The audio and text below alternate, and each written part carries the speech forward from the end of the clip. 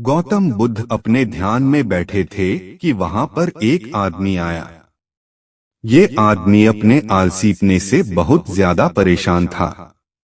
आलसी आदमी गौतम बुद्ध से बोला, महात्मा जी मेरी मदद कीजिए, मैं अपने आलस्य से बहुत ज्यादा परेशान हूँ। आप ही कोई उपाय बताइए जिससे मैं आलसीपन से छुटकारा पा सकूं। गौतम बुद्ध ने उस व्यक्ति से कहा, पहले मुझे यह बताओ कि तुम्हें क्यों लगता है कि तुम आलसी हो। आलसी आदमी बोला, सिर्फ मुझे नहीं, मेरे परिवार वालों को और मेरे आसपास के सभी लोगों को ऐसा लगता है कि मैं आलसी हूँ। गौतम बुद्ध ने फिर उससे पूछा, क्या तुम जानते हो आलस्य होता क्या है? आलसी व्यक्ति बोला, नहीं मैं नहीं जानता, किंतु मैं इतना जरूर जानता हूँ कि आलस्य बहुत बुरी चीज है। इसकी वजह से मुझे बहुत नुकसान हुआ है जीवन में। गौतम बुद्ध बोले, जिस परेशानी से तुम छुटकारा पाना चाहते हो पहले उसके बारे में पूरी जानकारी ले लोगे तो उससे छुटकारा पाना आसान हो जाएगा। आलसी व्यक्ति बोला, भगवान इतनी बुद्धि तो मुझ में नहीं है, आप ही मुझे इस समस्या के बारे में जानकारी दीजिए। गौतम बुद्ध बोले, आलस्य एक मानसिक अवस्था है, एक विचार है जिसे जाने अनजाने में हम खुद ही जन्म देते हैं। आलस्य दो मूलभूत कारणों की वजह से ही जन्म लेता है, एक है शारीरिक और दूसरा मानसिक। शारीरिक कारणों में पहला कारण है गलत तरह का भोजन। हम सभी जानते हैं कि हमारे शरीर को भोजन से ऊर्जा मिलती है और यह ऊर्जा सजीव चीजों से मिले तो अच्छी, यानी कि प्राकृतिक रूप से जो हमें भोजन की वस्तुएं प्राप्त होती हैं, उनसे अगर यह ऊर्जा मिले तो हमारा शरीर इससे अच्छी ऊर्जा प्राप्त करता है। इससे उलट यदि हम निर्जीव वस्तुओं से ऊर्जा प्राप्त करते हैं तो यह हमें आलस्य की ओर लेकर जाती है। दूसरा कारण, हमारी शारीरिक गतिविधियां भी हमें आलस्य के चंगुल में फंसा सकती है।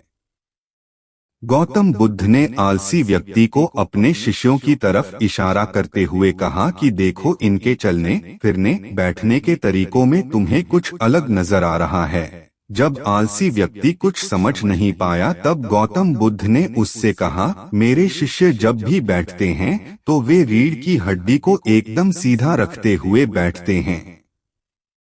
चलते हैं तो उनके दोनों पैरों के बीच अच्छे से संतुलन बना रहता है और जब वह सोते हैं तो उनका शरीर एकदम शिथिल रहता है। ऐसा करने से उन्हें रात्रि में एकदम सही तरीके से नींद आती है। आलसी व्यक्ति बोला, लेकिन नींद तो आलस्य का की एक स्वरूप है। बुद्ध बोले, हाँ, अगर उसे ज्यादा मात्रा में लिया जाए तो। बुद्ध ने इस बात को आगे बढ़ाते हुए कहा, नींद कम मात्रा में लोगे तो तुम्हें अगले दिन थकान महसूस होगी और ऐसा करने से ज्यादा आलस्य शरीर में आएगा। नींद ज्यादा लोगे तब भी यही परिणाम होगा, इसीलिए नींद को ना ज्यादा ना कम, एकदम सही मात्रा में लेना अति आवश्यक है। आलसी व्यक्ति बोला, हाँ, यह तो मैंने भी अनुभव किया है। बुद्ध बोले, अब मानसिक कारणों के बारे में जान लो। मानसिक कारणों में सबसे पहले हैं हमारी पुरानी गलत धारणाएं। अक्सर ऐसा होता है कि हम पहले जिन कामों में असफल हो चुके हैं, हमारे अंदर ऐसी भावनाएं बन जाती है कि हम उस काम में हमेशा असफल होते रहेंगे, जिस वजह से हमें उस काम को करने में आलस आता है। ऐसी धारणाओं से छुटकारा पाने का एकमात्र उपाय यह है कि हमें अपने मन को यह समझाना चाहिए कि पिछली बार हम जब उस काम में असफल हुए थे तो हम उसके बारे में जितना जानते थे, अब हम उस काम के बारे में उससे ज्यादा जानते हैं, क्योंकि असफल होने के बाद हम उससे काफी कुछ सीखे भी हैं। बुद्ध बोले, दूसरा कारण है आलसी और कामचोर लोगों की संगत। कई बार ऐसा होता है कि हम आलसी नहीं होते, मगर जिनके साथ हम रहते हैं हम उन जैसे बनने लगते हैं। इससे छुटकारा पाने का उपाय बहुत सरल है, कामचोर और आलसी व्यक्तियों से दूर रहो। ऐसे व्यक्तियों की संगत में रहो जो अपने काम को बड़ी लगन से करते हैं और तुम्हें कुछ सिखा पाए। गौतम बुद्ध ने तीसरा कारण बताते हुए कहा, यह कारण आलस्य के लिए सबसे बड़ा कारण है। काम को कल पर टालते रहना यह कारण इतना शक्तिशाली है कि किसी भी व्यक्ति को बर्बाद कर सकता है। इससे बचने का सबसे आसान उपाय यह है कि जो काम जितनी जल्दी संभव हो उतनी जल्दी कर दिया जाए। गौतम बुद्ध ने आलसी व्यक्ति से एक सवाल पूछा, मान लो तुम किसी रेगिस्तान में फंस गए हो और तुम्हें प्यास लगी है, तो तुम क्या करोगे? आलसी व्यक्ति बोला, मैं जल्दी ही रेगिस्तान के आसपास कोई गांव की तलाश करूंगा या ऐसी जगह की तलाश करूंगा जहां पर मुझे पानी मिल सके। गौतम बुद्ध बोले, अगर तुम्हें काफी देर ढूंढने पर भी पानी न मिले तब तुम क्या करोगे? आलसी व्यक्ति बोला, मैं तब भी अपनी तलाश जारी रखूंगा, क्योंकि ऐसी परिस्थिति में मेरे पास कोई और दूसरा विकल्प तो होगा ही नहीं।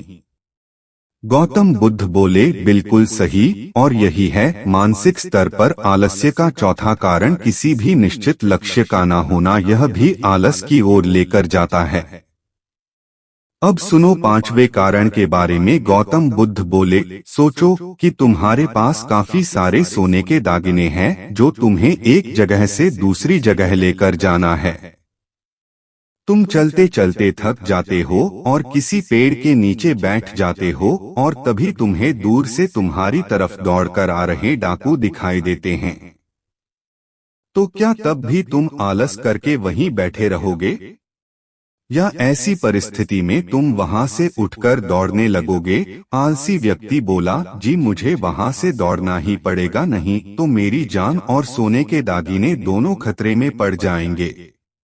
बुद्ध बोले, यानी कि तुम्हारे पास एक ठोस वजह होगी दौड़ने के लिए। यही है आलस्य का पांचवा कारण, किसी भी काम के लिए ठोस वजह का ना होना। आलसी व्यक्ति महात्मा बुद्ध की बातों से संतुष्ट हुआ। वह बोला, महात्मा जी, मैं अब आलस्य के बारे में सब कुछ जान चुका हूँ और अब मैं इन सभी कारणों पर काम करूँगा और अपने आलस्य को दूर भगा दूंगा।